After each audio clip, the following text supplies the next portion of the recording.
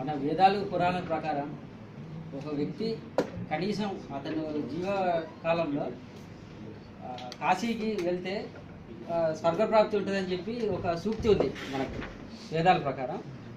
కానీ ఇప్పుడు latest trend ఏంటంటే సేఫ్టీ పద్ధతి పాటించకుండా ఎవరైతే మరణిస్తారో వాళ్ళు డైరెక్ట్గా నరకానికి వెళ్తారు.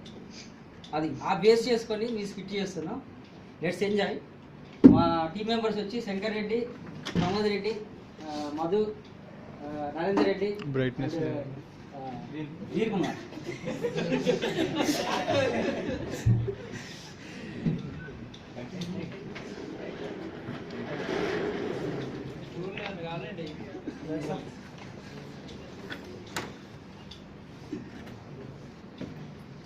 అహో చిత్రగుప్త, ఏం చేస్తున్నావురా?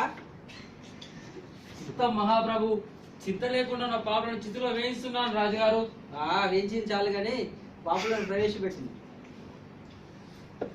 ఏంటి ప్రభు గారు అలా చిక్కిపోయారు? ఏం చేయమంటావురా? ఈ సేఫ్టీ పద్ధతులు పాటించకుండా మరణాలు ఎక్కువైపోయాయి. వాళ్ళని శిక్షించలేక ఇలా తయారయ్యాను. ఏం ప్రభు, ఎవరికి పని లేకున్నా నాకు మాత్రం పని ఉంటుందిగా. నా ఆస్థానంలో పని లేకుండా నువ్వే కదా ఉన్నది. చిత్తం మహాప్రభు, పాపులను ప్రవేశపెట్టింది.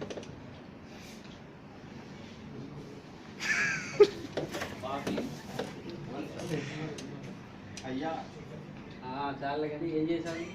తను తలకి హెల్మెట్ పెట్టుకోకుండా పనిచేస్తూ తల పగిలి కర్మకాలి మన యమపురికి వచ్చాడు ప్రభు గారు.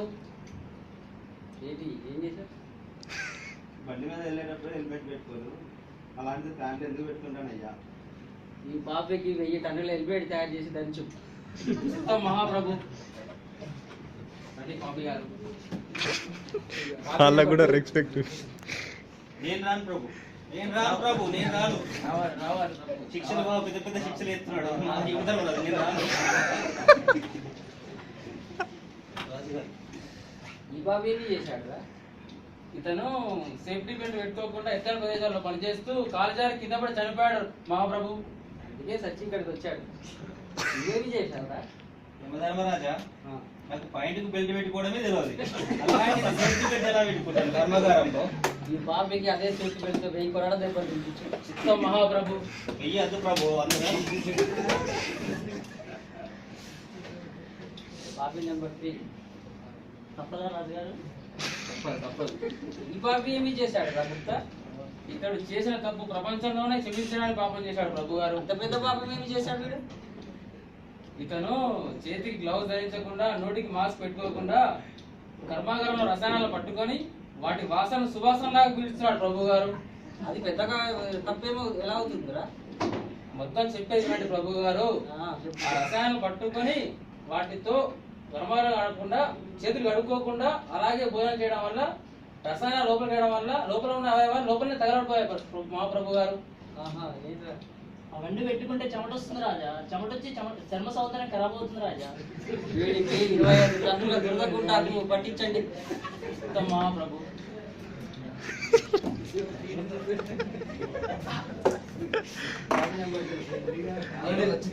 ఈ రోజుకి చివరి పాపం ప్రవేశపెడుతున్నాను ప్రభు గారు. ఈ పాపి చూస్తే పాపాలకే పాపి రాకుండా కర్మాగారంలో సేఫ్టీ షూస్ లేకుండా నడుస్తున్నాడు ప్రభు గారు. నేను చెప్తాను ప్రభు తర్వాత. మామూలుగా సేఫ్టీ షూస్ వేసుకోవడం నాకు అలవాట్లేదండి. మామూలుగా రెగ్యులర్గా ఎలా వెళ్తానో అలాగే చెప్పులు వేసుకుని వెళ్ళాను. నాకు కర్మగాలి కింద పడ్డాను. రోజు ఏం చూసరికి మీ యమలోకంలో ఉన్నాను. ఈ పాపికి కాళ్ళు కట్టేసి అంత పెద్ద కొంచెం ఎక్స్క్యూజ్ చేయండి. మంటలో నడిపించాడు. చిత్త మహాప్రభు. చిన్న ఎక్స్క్యూజ్ చేయరాదు? చేయరాదు. ఎవిరా హైదరాబాద్ లో అందరూ ఇలా తయారు. ఇట్లా సేఫ్టీ పద్ధతులు పాటించకుండా నరకానికి వచ్చి నాకే నరకం చూపెడుతున్నారు. ఏమన్నారు ప్రభు గారు? హైదరాబాద్ లో ఏందిరా ఇలా తయారయ్యారు? ప్రభు గారు, మీకేం తెలుసు హైదరాబాద్ లో కర్మాగారాల గురించి? అంతకు గొప్ప కర్మాగారాలు ఉన్నారు హైదరాబాద్ లో. హైదరాబాద్ లో ఒక కర్మాగారం ఉంది. సేఫ్టీ రూల్స్ పాటించేది ఒక కర్మాగారం మాత్రమే. ఏమిరా గొప్పతనము? ఆ కర్మాగారం పాటించే సేఫ్టీ రూల్స్ చూస్తే చావు అనేది 100 కిలోమీటర్ దూరం పరిగెత్తుంది ప్రభు గారు. అంత గొప్ప కర్మాగారం.